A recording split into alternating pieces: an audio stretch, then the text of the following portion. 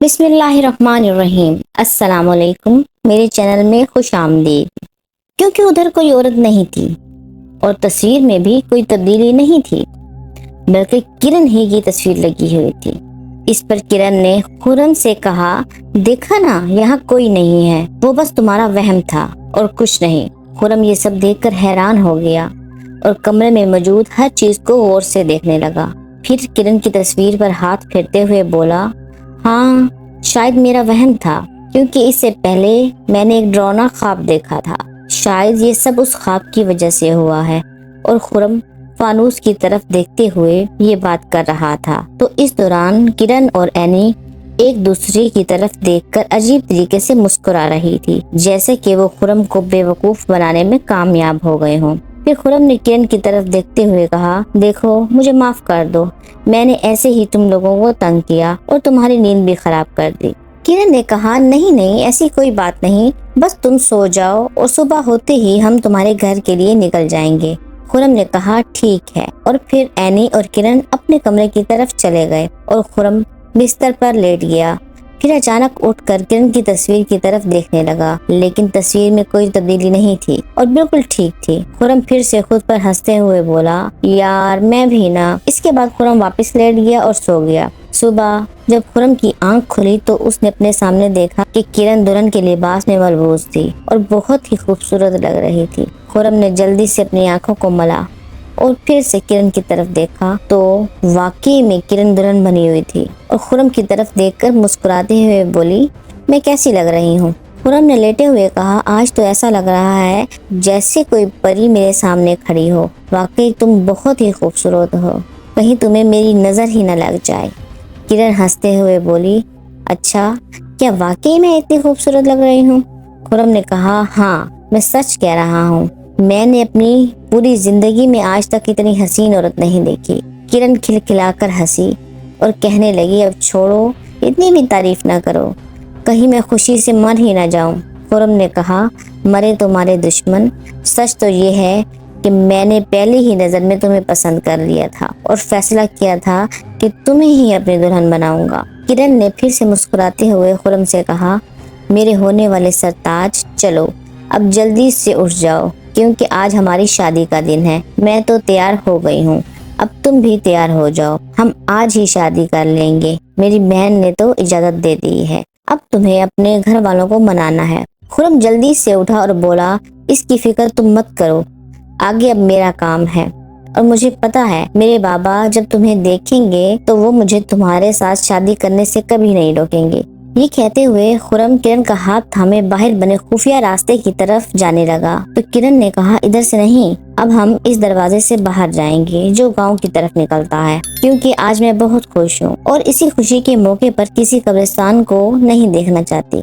خرم نے کہا، ہاں تم نے بالکل ٹھیک کہا، اب ہماری زندگی میں خوشیاں ہی خوشیاں ہوں گی۔ یہ کہتے ہوئے خرم اور کرن دوسرے دروازے سے باہر جانے لگے تو خرم نے اچانک رک کر پیچھے کی طرف دیکھا اور پھر کرن کی طرف دیکھ کر پوچھا، اینی کہاں رہ گئی؟ کرن نے کہا، وہ ہماری شادی میں نہیں آئے گی۔ خرم نے حیرت سے پوچھا، وہ کیوں؟ کرن نے کہا، کیونکہ جب اینی کی شادی ہوئی تھی تو شادی والے دن ہی اس کا شوہر دل کا دورہ پڑنے سے مر گیا تھا اور اس بات کا اینی پر بہت برا اثر پڑا، اور پھر جب میری شادی ہونے لگی تو میرے شوہر کا بھی ایکسیڈنٹ ہو گیا، اس لیے اینی کو لگتا ہے کہ وہ جس شادی کو دیکھے گی اس شادی کا انجام اچھا نہیں ہوگا، اس وجہ سے وہ ہمارے ساتھ نہیں آنا چاہتی۔ خرم نے کہا، تو اگر بابا نے تمہارے خاندان والوں کے بارے میں پوچھا تو میں ان کو کیسے بتاؤں گا کہ تمہاری ایک بہن بھی ہے اور وہ شادی میں نہیں آئے گی؟ کرن نے کہا کہ دیکھو، تم اپنے بابا سے نہ تو اینی کے بارے میں بات کرو گے اور نہ ہی اس حویلی کے بارے میں۔ خرم نے کہا، یہ تم کیا کہہ رہی ہو؟ اب یہ تو بتانا ہی پڑے گا نا کہ تم اس حویلی میں رہنے والے ایک بااثر گھرانے سے تعلق رکھتی ہو۔ کرن نے کہا، نہیں، اگر تم مجھ سے شادی کرنا چاہتے ہو تو اس کے بارے میں کسی سے ذکر نہیں کرو گے، کیونکہ بہت سے لوگ اس حویلی کو لے کر طرح کی باتیں کرتے ہیں۔ خرم نے حیرت سے پوچھا، لیکن کس طرح کی باتیں؟ کرن نے کہا، بہت سے بیوقوف لوگ کہتے ہیں کہ یہ بھوتوں کی حویلی ہے اور اس حویلی میں جن کی بیٹیاں رہتی ہیں جو کہ انسانوں کا گوشت کھاتی ہیں۔ یہ سنتے ہی خرم زور زور سے ہنسنے لگا اور بولا، کیا یہ سب کہتے ہیں لوگ؟ اور پھر سے ہنستے ہوئے بولا، اور وہ بیوقوف لوگ یہ نہیں جانتے کہ دنیا کی سب سے حسین عورت بھی یہاں رہتی ہے۔ کرن نے خرم کو ٹوکتے ہوئے کہا، اب چھوڑو ان باتوں کو، بس میں نہیں چاہتی کہ تم اپنے بابا کو اس حویلی اور میرے خاندان والوں کے بارے میں بتاؤ۔ خرم نے کہا، تو میں بابا کو کیا کہوں گا؟ تم کون ہو؟ کہاں رہتی ہو؟ کرن نے کہا، تم اپنے بابا سے کہو کہ یہ اکیلی ہے اور یتیم خانے سے آئی تھی اور اس کا اس دنیا میں کوئی نہیں ہے۔ یہ سن کر خرم نے کچھ سوچا اور کہا، اچھا ٹھیک ہے، میں ایسا ہی کہوں گا، اب چلو پھر چلتے ہیں۔ اس کے بعد خرم کرن کو لے کر اپنے گھر کی طرف جانے لگا اور راستے میں آہستہ آہستہ لوگ ان دونوں کی طرف حیرت سے دیکھتے ہوئے گزر رہے تھے، لیکن خرم نے ان لوگوں کی طرف توجہ نہیں دی اور کچھ دیر میں خرم اپنے گھر پہنچ گیا۔ اور گھر میں جب خرم کے بابا نے خرم کو ایک دلہن کے ساتھ دیکھا تو حیران ہو گئے اور خرم سے کہا، بیٹا یہ خاتون کون ہے؟ خرم نے کہا، بابا اس کا نام کرن ہے اور یہ آپ کی ہونے والی بہو ہے۔ یہ سنتے ہی فیاض نے حیرت انگیز نظروں سے خرم کی طرف دیکھتے ہوئے کہا، یہ تم کیا کہہ رہے ہو بیٹا؟ خرم نے کہا، جی بابا، ہم آپ سے شادی کی اجازت لینے آئے ہیں۔ فیاض نے کہا، بیٹا میں اجازت تو دے دوں گا، لیکن پہلے یہ بتاؤ کہ یہ کون ہے، کہاں سے آئی ہے اور اس کے باقی خاندان والے کون ہیں؟ اس کے ماں باپ، بہن بھائی وغیرہ کہاں ہیں؟ خرم نے کہا، بابا اس کا دنیا میں کوئی نہیں ہے اور یہ یتیم خانے سے آئی ہے۔ یہ سنتے ہی فیاض سوچ میں پڑ گیا۔ اتنے میں خرم نے کہا، بابا آپ کیا سوچ رہے ہیں؟ فیاض نے چونکتے ہوئے کہا، بیٹا میں یہ سوچ رہا ہوں کہ کیا اتنی جلدی تمہارا اس سے شادی کرنا صحیح رہے گا، کیونکہ تم ایسے اچانک اس کو میرے پاس لے آئے ہو اور شادی کی اجازت مانگ رہے ہو۔ اس وجہ سے مجھے تھوڑا عجیب لگ رہا ہے، کیوں نہ کچھ دن بعد اس بارے میں سوچ لینا چاہیے۔ خرم نے کہا، بابا اس میں سوچنا کیسا، میں اس کے بارے میں سب جانتا ہوں اور اگر ہم چاہتے تو ہم آپ کی اجازت کے بنا ہی شادی کر سکتے تھے، لیکن یہ میرے کہنے پر آپ کے پاس آ گئی تاکہ ہم آپ کی اجازت سے ہی شادی کر سکیں، اور ویسے بھی میں اس کے سوا کسی سے شادی نہیں کروں گا۔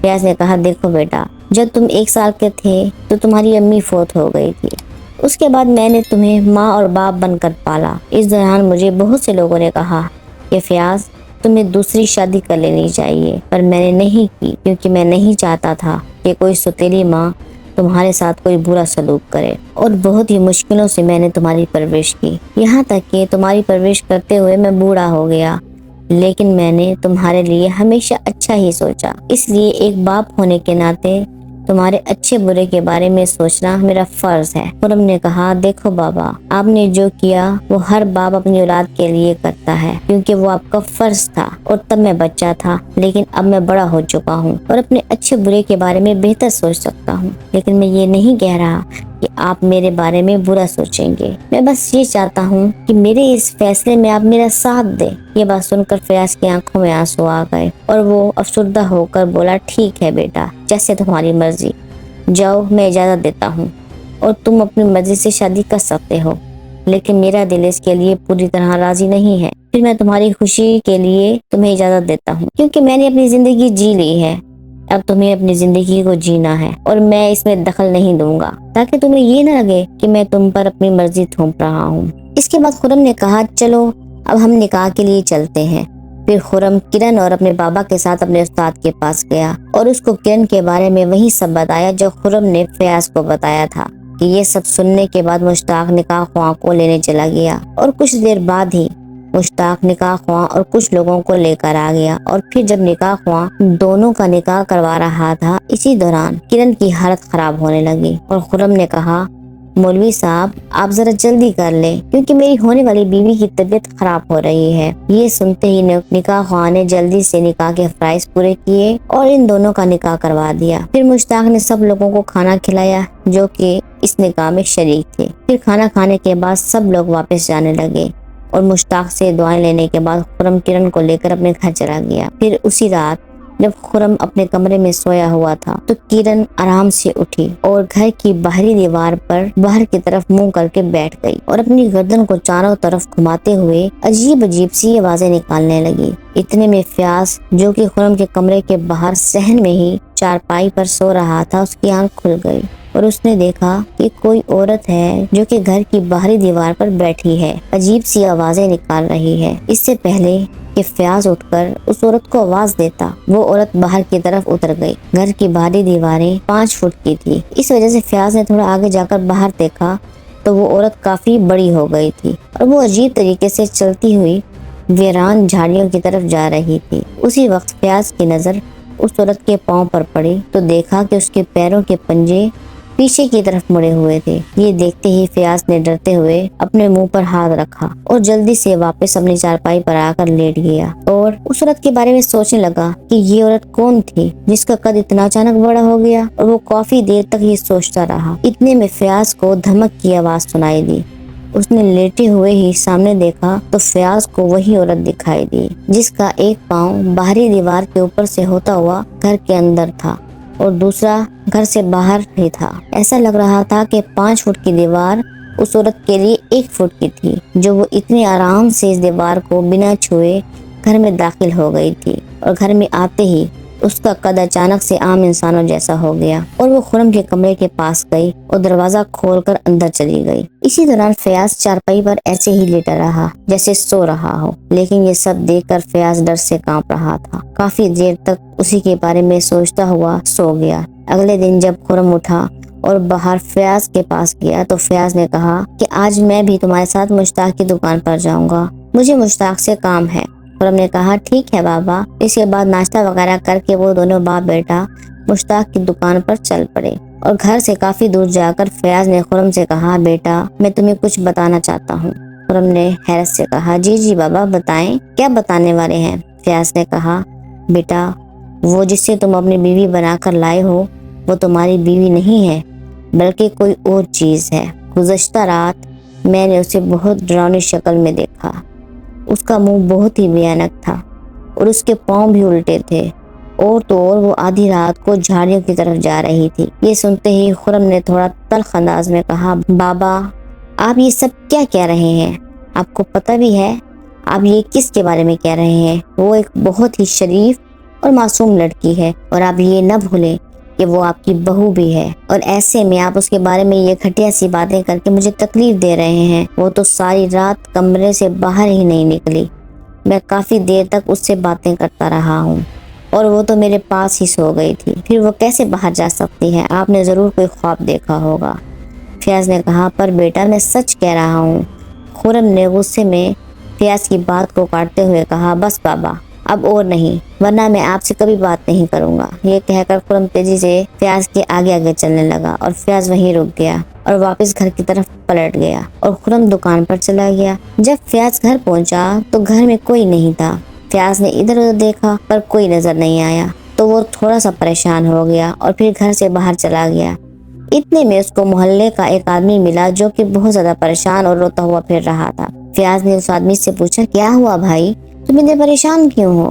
اس آدمی نے کہا میرا 3 سال کا بچہ ہے جو صحن میں کھیل رہا تھا، اور ماں اس سے تھوڑا دور روٹیاں پکا رہی تھی، اور بچہ وہیں پر تھا، لیکن اب وہ کہیں نہیں مل رہا۔ میں نے گھر میں ہر جگہ دیکھا لیکن بچہ کہیں نہیں ہے۔ یہ کہتے ہوئے وہ آدمی پھر سے رونے لگا۔ فیاض نے اس کے کندھے پر ہاتھ رکھتے ہوئے کہا دیکھو پریشان مت ہو، میں بھی ڈھونڈتا ہوں، تم بھی ڈھونڈو، کہیں نہ کہیں سے مل ہی جائے گا، ہو سکتا ہے وہ کھیلتے ہوئے گھر سے باہر چلا گیا ہو۔ یہ کہہ کر فیاض بچے کو ڈھونڈنے لگا اور ڈھونڈتا ہوا جھاڑی کی طرف چلا گیا۔ ابھی فیاض جھاڑیوں میں تھوڑا ہی آگے نکلا تھا کہ اچانک اس کو جھاڑیوں میں کوئی چیز پڑی ہوئی نظر آئی۔ فیاض نے جب پاس جا کر دیکھا تو وہی بچہ جھاڑیوں میں مردہ حالت میں پڑا تھا اور اس کے سینے سے بہت سارا خون نکلا ہوا تھا۔ یہ دیکھتے ہی فیاض نے لوگوں کو اس کے بارے میں بتایا تو لوگ اس بچے کو اٹھا کر گھر لے گئے۔ اس کے ماں باپ کے حوالے کیا تو وہاں کرہم مچ گیا۔ اس کی ماں تو فوراً ہی بے ہوش ہو گئی، اور تبھی روتے ہوئے بچے کے باپ نے اس کے سینے پر ہاتھ رکھا تو اس کا ہاتھ اس بچے کے سینے میں چلا گیا، اور وہ روتے ہوئے بولا اس کا دل نکال لیا ہے کسی نے، اور اپنا سر پٹکتے ہوئے دوبارہ رونے لگا۔ یہ منظر فیاض سے دیکھا نہ گیا اور وہاں واپس اپنے گھر آ گیا تو فوراً اس کی نظر اپنی بہو پر پڑی جو کہ گنگناتی ہوئی چولہے پر توا رکھ اس پر کچھ بھون رہی تھی۔ فیاض نے آہستہ آہستہ سے تھوڑا سا نزدیک جا کر دیکھا تو وہ جلدی سے ڈر کر واپس گھر سے باہر نکل آیا اور ڈرتے ہوئے انداز میں رونے لگا کیونکہ اس کی بہو انسانی دل توے پر بھون رہی تھی۔ پھر فیاض ہمت کر کے واپس گھر میں داخل ہوا اور اس نے اپنی بہو کو آواز دیتے ہوئے کہا اے منحوس عورت، یہ کیا کر ڈالا تو نے؟ ایک بچے کی جان لے لی تو نے اور اب اسی کا دل بھون کر کھانے لگی ہو۔ کرن نے کہا یہ آپ کیا کہہ رہے ہیں بابا، میں نے کچھ نہیں کیا، آپ مجھ پر یہ الزام کیوں لگا رہے ہیں؟ یہ کہتے ہوئے کرن نے جلدی سے توے سے دل اتار کر چٹ کر لیا اور کہا یہ تو بکرے کا دل لے کر آئی تھی میں کسائی کی دکان سے، کیونکہ مجھے دل بہت پسند ہے اور آپ مجھ پر آدم خوری کا الزام لگا رہے ہیں۔ اتنے میں خرم بھی آ گیا اور کرن نے خرم کو دیکھتے ہوئے جھوٹ میں رونے کا ڈرامہ کرتے ہوئے کہا، دیکھو جی، آپ کے بابا مجھے آدم خور کہہ رہے ہیں، یہ کہتے ہیں میں نے کسی بچے کو مار کر اس کا دل کھا لیا ہے۔ یہ سنتے ہی خرم نے بنا فیاض کی بات سنے اسے کھری کھری سنا دی اور کہا، بابا اگر آپ نے دوبارہ ایسا ویسا کچھ کہا تو میں یہ بھول جاؤں گا کہ آپ میرے والد ہیں۔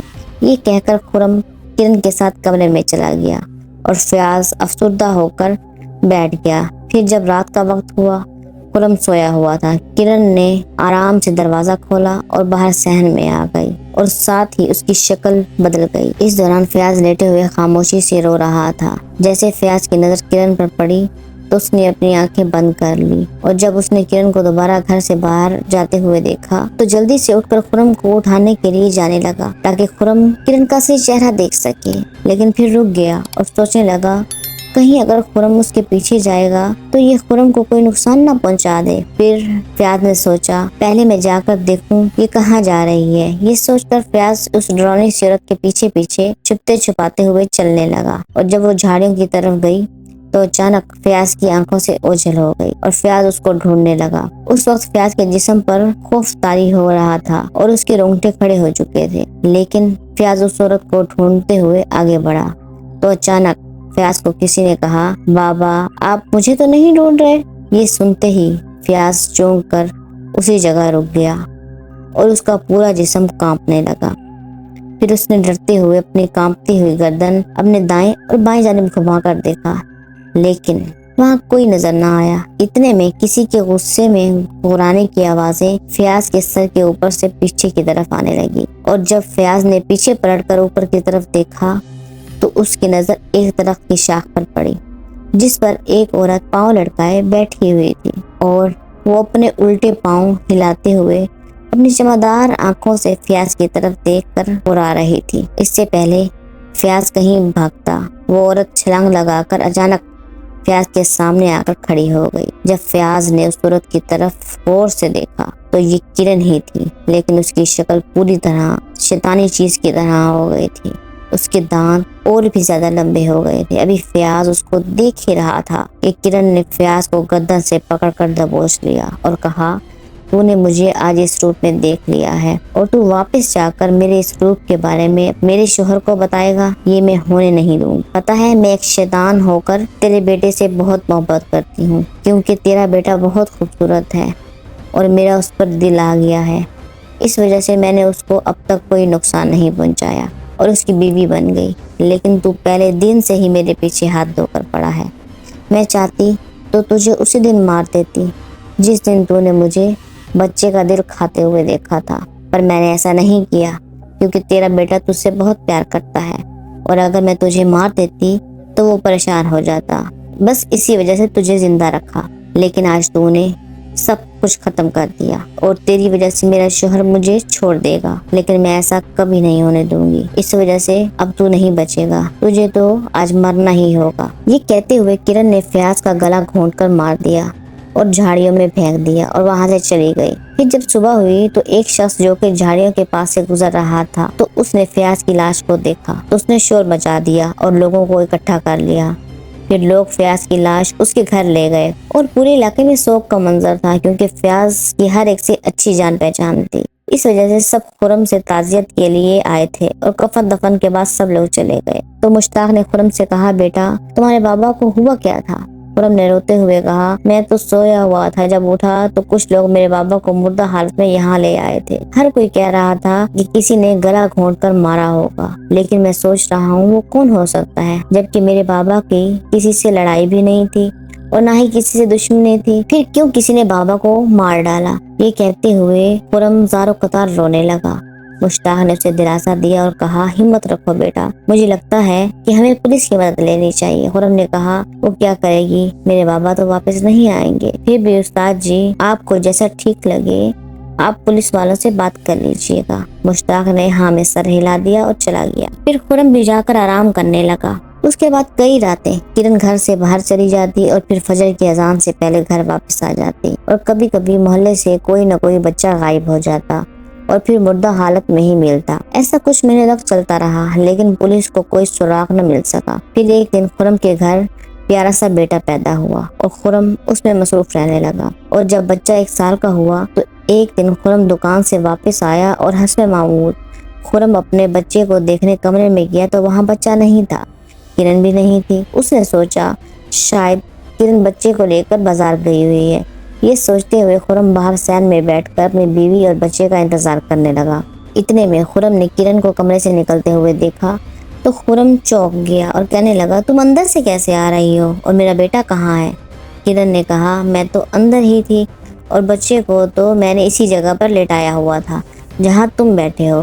یہ سنتے ہی خرم غصے میں بولا، کیا بکواس کر رہی ہو؟ تمہارا دماغ تو خراب نہیں ہو گیا؟ میں جب یہاں آیا تو نہ تو ادھر بچہ تھا اور نہ ہی تم کمرے میں تھی۔ سیدھے سے بتاؤ کہاں ہے میرا بیٹا؟ کرن نے کہا، مجھے واقعی نہیں معلوم۔ یہ سنتے ہی خرم آگ بگولا ہو گیا۔ بچہ ڈھونڈنے کے لیے گھر سے باہر نکلا ہی تھا کہ ایک ہمسایہ خرم کے بچے کو مردہ حالت میں گود میں لیے دوڑتا ہوا آیا اور بولا، یہ مجھے جھاڑیوں سے ملا ہے۔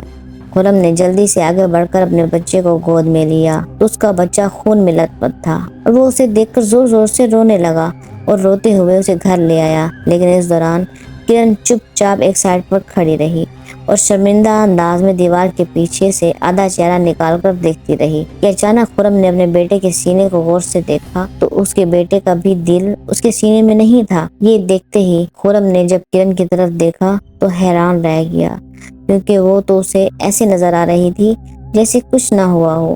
اب خرم کو شک ہونے لگا کہ معاملہ کچھ گڑبڑ ہے۔ خرم نے بچے کا کفن دفن کیا اور اپنے استاد مشتاق کے ساتھ اس کے گھر چلا گیا۔ پھر خرم نے مشتاق کو کرن کے بارے میں بتایا تو مشتاق پریشان ہو گیا اور پھر بولا، دیکھو یہ جو بھی تم نے مجھے کرن کے بارے میں بتایا ہے، اس سے تو مجھے لگتا ہے کہ کرن میں کچھ گڑبڑ ہے اور کرن نے ہی تمہارے بابا اور تمہارے بیٹے کو مارا ہے، ورنہ ماں کا تو کلیجہ ہی پھٹ جاتا اگر اس کی اولاد کو کچھ ہو جائے۔ تو کرن کو تو جیسے کوئی فرق ہی نہیں پڑا اور اس نے تو بچے کا آخری بار چہرہ بھی نہیں دیکھا، اور ویسے بھی جب سے کرن شادی کر کے تمہارے گھر آئی ہے تب سے ہی ہمارے محلے میں کچھ نہ کچھ غلط ہو رہا ہے۔ خرم نے کہا، استاد جی پر میں کیسے مان لوں کہ یہ سب کرن نہیں کیا ہے؟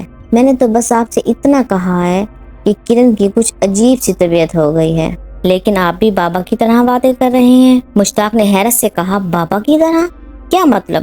خرم نے کہا کہ میرے بابا کرن کے بارے میں ایسی ہی کچھ عجیب سی باتیں کیا کرتے تھے، اور ایک بار تو بابا نے کرن پر آدم خوری کا الزام بھی لگایا تھا کہ کرن نے کسی بچے کو مار کر اس کا دل کھا لیا ہے۔ یہ سب سنتے ہی مشتاق دنگ رہ گیا اور بولا، اب تو مجھے پورا یقین ہو گیا ہے یہ سب کرن نے ہی کیا ہے، کیونکہ میں فیاض کو تمہارے پیدا ہونے سے پہلے جانتا ہوں اور اس نے کبھی کسی پر جھوٹا الزام نہیں لگایا۔ اگر فیاض نے کرن میں کچھ دیکھا تھا تو اس کا مطلب وہ صحیح کہہ رہا تھا۔ اور ہاں ایک بات اور، میرے ایک اور عزیز ہیں قاری صاحب، وہ بھی کافی علم رکھتے ہیں۔ جب تمہارا نکاح ہو رہا تھا تب وہ یہیں پر تھے اور تمہارے نکاح کے دوران کرن کی بار بار بے ہوش ہونے پر وہ تشویش میں پڑ گئے، لیکن وہ چپ رہے، اور جب تم کرن کو لے کر چلے گئے تو انہوں نے مجھے کہا تھا کہ اس لڑکی میں مجھے کوئی اور چیز نظر آ رہی ہے، ایسا لگتا ہے کچھ بہت برا ہونے والا ہے۔ میں نے ان سے کہا، نہیں نہیں قاری صاحب، آپ کو صرف وہم ہو رہا ہے، ایسا ویسا کچھ نہیں ہے، خرم بہت اچھے سے جانتا ہے اس لڑکی کو۔ تو انہوں نے مجھے کہا کہ اگر اس لڑکی کو لے کر تمہیں کچھ بھی عجیب لگے تو مجھے ضرور بتانا، میرا علم مجھے یہی بتا رہا ہے کہ اس لڑکی میں کچھ گڑبڑ ہے۔ تو میں نے ان سے کہا تھا، جی ضرور قاری صاحب، ہم ضرور بتائیں گے۔ مشتاق کی یہ بات سن کر خرم پریشان ہو کر بولا، تو کیا ہمیں ان کے پاس رہنا چاہیے استاد جی؟ مشتاق نے کہا، مجھے تو یہی لگتا ہے کہ ہمیں جلد از جلد ان سے بات کرنی چاہیے۔ خرم نے کہا، تو چلو پھر استاد جی ہم ان سے بات کرتے ہیں، اس سے پہلے کہ کچھ اور برا ہو جائے۔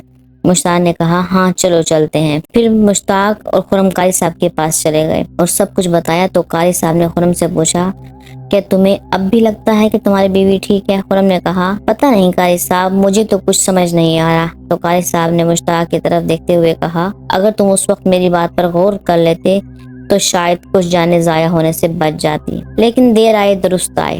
اب ہمیں وقت ضائع کیے بغیر اس چیز کا بندوبست کرنا ہوگا لیکن اس سے پہلے خرم کو اس لیے پوری طرح سے تیار کرنا ہوگا کہ واقعی اس کی بیوی وہ نہیں ہے جو یہ سمجھ رہا ہے، کیونکہ ہم نے اس چیز کا ہمیشہ کے لیے خاتمہ کرنا ہے، اور میں نہیں چاہتا کہ اس دوران خرم بیچ میں آ کر اسے بچانے کی کوشش کرے، کیونکہ ایسی چیزیں اکثر نفسیاتی طور پر انسان پر حملہ کرتی ہیں اور جذباتی انسان اکثر ان کے بہکاوے میں آ جاتا ہے، اور اگر خرم نے ایسا کیا تو خرم کے ساتھ ہم سب کی جانیں بھی مشکل میں پڑ سکتی ہیں۔ اس وجہ سے پہلے ہمیں خرم کو اس کا اصل چہرہ دکھانا ہوگا۔ مشتاق نے کہا، قاری صاحب، پر ہم یہ کریں گے کیسے؟ قاری صاحب نے کہا، یہ ہمیں نہیں بلکہ خرم کو کرنا ہے، اور آج رات ہی کرنا ہے۔ خرم نے کہا، وہ کیسے قاری صاحب؟ قاری صاحب نے کہا، کیا تم رات کو سونے کے بعد اچانک جاگ کر پانی پینے یا باتھ روم وغیرہ کے لیے جاتے ہو؟ خرم نے کہا، جی قاری صاحب، کبھی کبھی میں رات میں اٹھ کر پانی پی لیتا ہوں اور پھر سو جاتا ہوں۔ قاری صاحب نے کہا، اچھا، تو پانی کہاں پڑا ہوتا ہے؟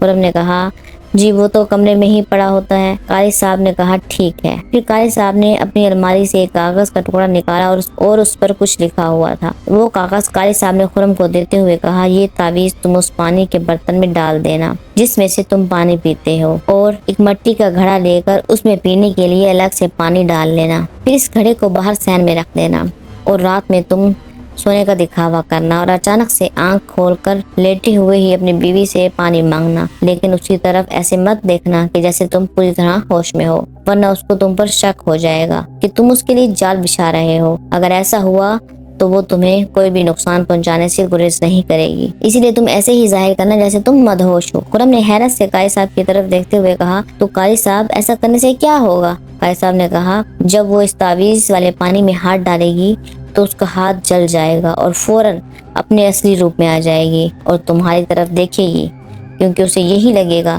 کہ یہ سب تم کر رہے ہو، لیکن تمہیں مدہوش ہی رہنا ہے۔ اس کے بعد وہ تمہیں پانی دے گی، تو تب بھی تم آنکھیں بند کیے ہوئے ہی اس سے پانی پکڑنا اور آنکھیں بند رکھتے ہوئے ہی پانی پینا، کیونکہ اس وقت وہ تمہیں ہی دیکھ رہی ہوگی، لیکن تم اس کی طرف تب تک نہیں دیکھنا جب تک وہ وہاں سے اٹھ کر چلی نہ جائے۔ بس کچھ بھی ہو جائے تمہیں یہ نہیں پتہ لگنے دینا کہ تم اس کے بارے میں سب جان چکے ہو۔ خرم نے کہا، ٹھیک ہے قاری صاحب، میں سمجھ گیا، لیکن میں امید کرتا ہوں کہ کرن ویسی نہیں ہوگی جیسا کہ آپ لوگ اس کے بارے میں بتا رہے ہیں۔ قاری صاحب مسکراتے ہوئے بولے، بس اسی وجہ سے تو ہم یہ سب تم سے کروا رہے ہیں، تاکہ تمہاری آنکھیں کھل جائیں اور تمہیں حقیقت کا پتہ چل جائے۔ یہ سنتے ہی خرم وہاں سے جانے لگا تو اچانک رک کر قاری صاحب کی طرف دیکھتے ہوئے بولا، قاری صاحب، اگر کرن واقعی میں شیطانی چیز ہوئی تو میں اس سے خود کو کیسے بچاؤں گا؟ قاری صاحب نے کہا، وہ تمہیں کچھ نہیں کہے گی، لیکن اس کو بالکل بھی شک نہیں ہونا چاہیے کہ تم نے اس کو شیطانی شکل میں دیکھ لیا ہے۔ بس باقی ہمارا کام ہے،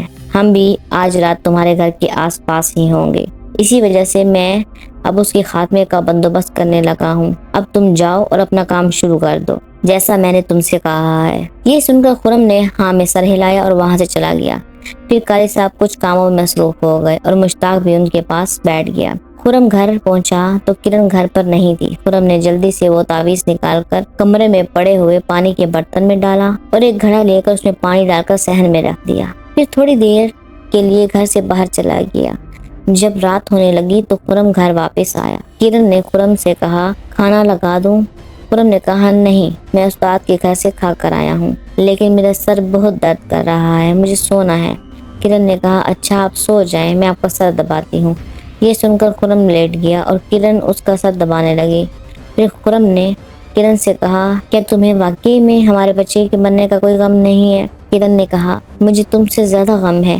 یہ الگ بات ہے کہ میری ہمت نہیں ہو رہی تھی کہ میں اپنے بیٹے کا مرا ہوا منہ دیکھتی، بس اسی وجہ سے میں اس کے قریب نہیں آئی، اور جب تم لوگ اس کو دفنانے گئے تو میرا دل پھٹ گیا تھا اس کو جاتا ہوا دیکھ کر، اور میں تب سے رو رہی تھی۔ تم تو اسے دفنا کر اپنے استاد کے ساتھ چلے گئے، لیکن تمہیں کیا معلوم کہ میں کتنا روئی تھی۔ یہ سنتے ہی خرم نے کہا، بس اب سر مت دباؤ، مجھے نیند آ گئی ہے۔ یہ کہتے ہوئے خرم سونے کا ڈرامہ کرنے لگا اور کرن اس کے سرہانے بیٹھی رہی، اور کافی دیر کے بعد خرم نے نیند سے بیدار ہونے کا ڈرامہ کرتے ہوئے آنکھیں بند رکھ کر کرن سے کہا، مجھے پیاس لگی ہے، تھوڑا سا پانی پلا دو مجھے۔ یہ سن کر کرن نے گلاس پکڑ کر جیسے ہی پاس پڑے پانی کے برتن میں ڈالا تو اچانک سے اس کا ہاتھ جل گیا۔ اس نے ہلکا سا چیختے ہوئے اپنے ہاتھ کو جھٹکے سے پیچھے ہٹایا اور گلاس اس کے ہاتھ سے چھوٹ گیا۔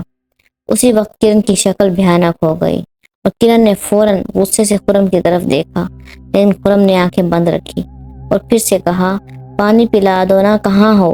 किरण ने खुरम की तरफ नजरें जमाए रखी और उसी जगह खड़े रहकर गिलास को पकड़ा और अपने हाथ को बाहर पड़े घड़े में डालकर पानी निकाला। खुरम हल्की सी खुली आंखों से ये सब देख रहा था कि उसका हाथ इतना लंबा कैसे हो गया। ये कमरे से बाहर पड़े घड़े से पानी लेकर हाथ वापस आ गया। इसी दौरान किरण गुस्से से खुरम की तरफ देखती रही कि शायद खुरम जाग रहा है, लेकिन खुरम ने आंखें बंद रखी और सब चीजों से अनजान होने का ड्रामा करता रहा।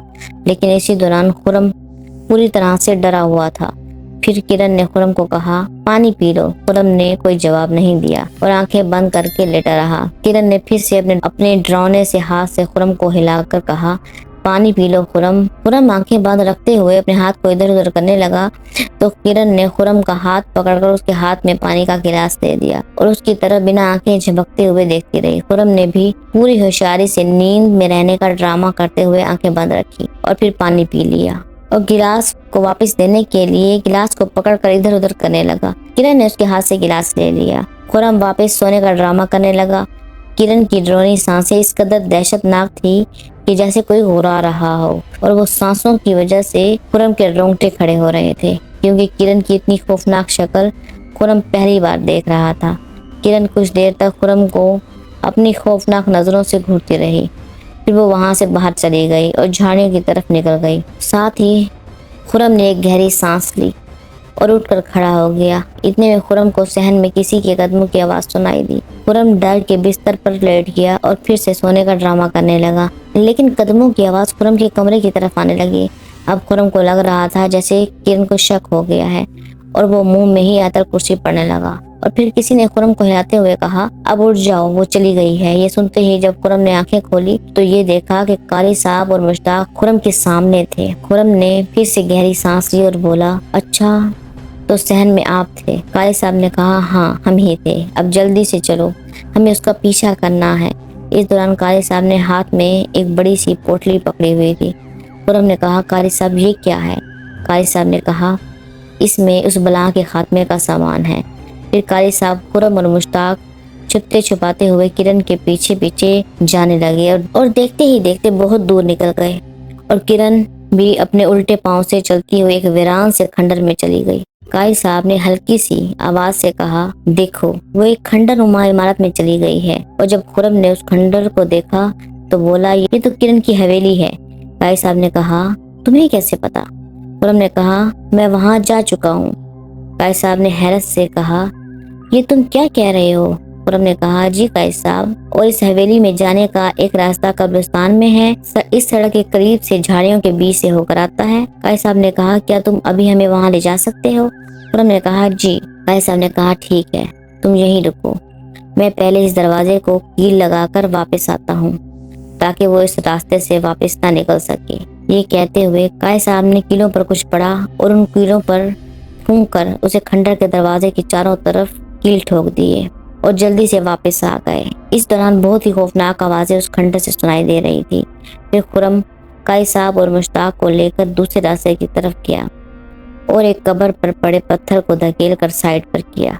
कारी साहब को वो खुफिया रास्ता दिखाया जो कि किरण ने खुरम को दिखाया था। इतने में कारी साहब ने उस रास्ते पर भी जगह जगह कील ठोक दिए और बोले कि अब हम इस शैतानी बला का खात्मा करके ही वापस लौटेंगे इंशाअल्लाह। ये कहने के बाद खुरम, मुश्ताक और कारी साहब उस रास्ते के जरिए हवेली में दाखिल हो गए कि अचानक उनको एक कमरे से किसी के गोश्त खाने और हड्डियों को चबाने की आवाजें सुनाई देने लगी और कारी साहब ने खुरम और मुश्ताक को इशारे से पीछे ही रुकने का कहा और खुद आहिस्ता आहिस्ता से उस कमरे के करीब गए और अपनी पोटली को खोलकर उसमें से एक सफ़ेद रंग का पाउडर निकाला और इस कमरे के दरवाजे पर इस पाउडर को ज़मीन पर गिराते हुए एक लकीर से खींच दी। उसके बाद कारी साहब ने अपनी पोटली से एक और राख जैसी चीज़ निकाली और उसको भी ज़मीन पर गिराते हुए एक और लकीर खींच दी। फिर कारी साहब ने खुरम और मुश्ताक को इशारे से अपनी तरफ बुलाया और उन दोनों को एक पानी की बोतल थमा दी और हल्की सी आवाज में कहा, अब वो चीज़ इस कमरे से बाहर नहीं निकल सकती और जब मैं कलाम पढ़ना शुरू करूँगा तुम लोग इस पानी को थोड़ा थोड़ा करके उस शैतानी औरत पर छिड़कते रहना और हाँ, اگر کسی وقت بھی وہ تم پر نفسیاتی حملہ کرے تو اس کی باتوں کی طرف ہرگز توجہ نہ دینا اور پانی چھڑکتے رہنا اور اس جگہ سے ہرگز مت ہٹنا۔ یہ کہہ کر قاری صاحب نے کلام پڑھنا شروع کیا ہی تھا کہ اچانک ایک خوفناک چیخ کی آواز کمرے کے اندر سے آئی۔ مشتاق اور خرم ڈر گئے اور بھاگنے کی کوشش کرنے لگے تو قاری صاحب نے کلام پڑھتے ہوئے خرم کا ہاتھ پکڑا اور اس کی طرف دیکھ کر سر کو نہ میں ہلاتے ہوئے اشارہ کیا۔ پھر خرم اور مشتاق قاری صاحب کے ساتھ کھڑے رہے۔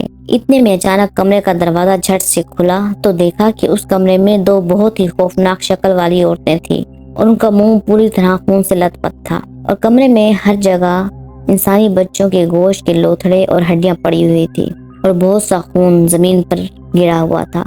ابھی یہ سب قاری صاحب اور باقی لوگ دیکھ ہی رہے تھے کہ اچانک کرن نے قاری صاحب کی طرف اپنا ہاتھ بڑھایا اور قاری صاحب کا گلا پکڑ لیا اور اپنی طرف کھینچنے لگی تو قاری صاحب نے ایک پھونک اس کے ہاتھ پر ماری اور جیسے ہی پھونک اس کے ہاتھ پر پڑی تو اس کے ہاتھ سے دھواں نکلنے لگا تو اس نے قاری صاحب کو چھوڑ دیا اور اپنے ہاتھ کو دیکھ کر چیخیں مارنے لگی کیونکہ اس کا ہاتھ اس قدر جل گیا تھا کہ اس کی ہاتھ کی ہڈیاں تک نظر آ رہی تھی۔ اسی دوران دوسری عورت چلاتی ہوئی قاری صاحب کی طرف بڑھی تو جیسے ہی اس دروازے کے باہر پاؤں رکھا تو اس کی ایڑیاں جل گئی کیونکہ اس کے پاؤں بھی الٹے تھے۔ پھر قاری صاحب نے خرم اور مشتاق کو کہا اب ان پر پانی چھڑکو۔ یہ سنتے ہی خرم اور مشتاق نے پانی چھڑکنا شروع کر دیا اور جیسے ہی پانی ان شیطانی چیزوں پر پڑا تو ان کی چیخیں نکلنا شروع ہو گئی جیسے وہ زندہ ہی جلنے لگی ہوں۔ اس دوران شیطانی چیزوں نے بہت بار کمرے سے باہر نکلنا چاہا پر نکل نہ سکی۔ بہت بار انہوں نے حملہ بھی کیا اور قاری صاحب کا کچھ نہ بگاڑ پائی۔ پھر ان شیطانی چیزوں نے خرم اور مشتاق پر بھی وار کرنے کی کوشش کی پر قاری صاحب نے ان شیطانی چیزوں کی ایک نہ چلنے دی اور وہ چیختی ہوئی کبھی چھپکلی کی طرح دیوار پر چڑھ جاتی اور پھر سے زمین پر گر کر تڑپنے لگتی۔ اتنے میں اچانک کرن نے اپنی شکل کو خوبصورتی میں بدلا اور خرم سے بولی بس کرو، اب پانی مت ڈالو مجھ پر، دیکھو میں ٹھیک ہو گئی ہوں، میرے اندر سے شیطان نکل گیا ہے۔ یہ کہہ کر وہ رونے لگی۔ یہ دیکھتے ہی خرم نے جب اس کی طرف بڑھنا چاہا تو قاری صاحب نے خرم کا ہاتھ پکڑا اور کہا نہیں ایسا مت کرو، یہ صرف تمہیں دھوکہ دے رہی ہے، اگر تم کمرے میں گئے تو یہ تمہیں مار دے گی۔ یہ سن کر خرم وہیں رک گیا اور پھر سے پانی چھڑکنے لگا تو کرن واپس سے بھیانک شکل میں آ گئی اور ایک کونے میں جا کر بیٹھ گئی اور بولی میں نے تم سے محبت کی تھی لیکن تم میرے ساتھ یہ کیا کر رہے ہو، تمہیں بھی تمہارے باپ اور بیٹے کی طرح مار دینا چاہیے تھا۔ یہ سنتے ہی خرم نے کہا تیری جیسی ماں میں نے آج تک نہیں دیکھی جس نے اپنے بچے کا دل بھی نکال کر کھا لیا، منحوس عورت، لعنت ہے تجھ پر۔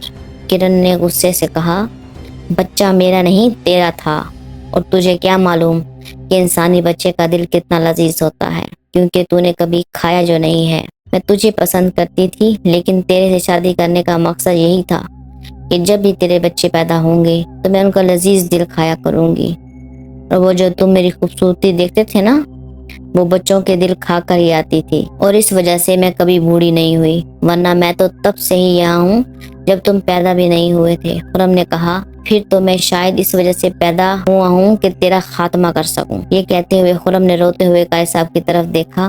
قاری صاحب نے پوٹلی سے سبز رنگ والے پانی کی بوتل نکالی اور خرم کو دیتے ہوئے بولے یہ لو، اس پانی کو اس منحوس پر چھڑک دو اور اپنے بابا اور بچے کا بدلہ لے لو۔ یہ سن کر خرم نے جیسے ہی سبز رنگ والا پانی کرن پر چھڑکا تو کرن کے جسم سے بہت سارا دھواں نکلنا شروع ہو گیا اور اس کی ہڈیاں تک پگھلنے لگی اور کرن کی ہولناک چیخیں پوری حویلی میں گونجنے لگی۔ پھر خرم بوتل ہاتھ میں پکڑے ہوئے گھٹنوں کے بل بیٹھ گیا اور رونے لگا۔ یہ دیکھتے ہوئے قاری صاحب نے خرم کے ہاتھ سے پانی کی بوتل پکڑ کر دوسری شیطانی عورت پر بھی وہی پانی ڈالا اور اس کا بھی یہی حال کر دیا جو کرن کا ہوا تھا، اور دونوں شیطانی چیزیں دیکھتے ہی دیکھتے راکھ کے ڈھیر میں تبدیل ہو گئی اور غائب ہو گئی۔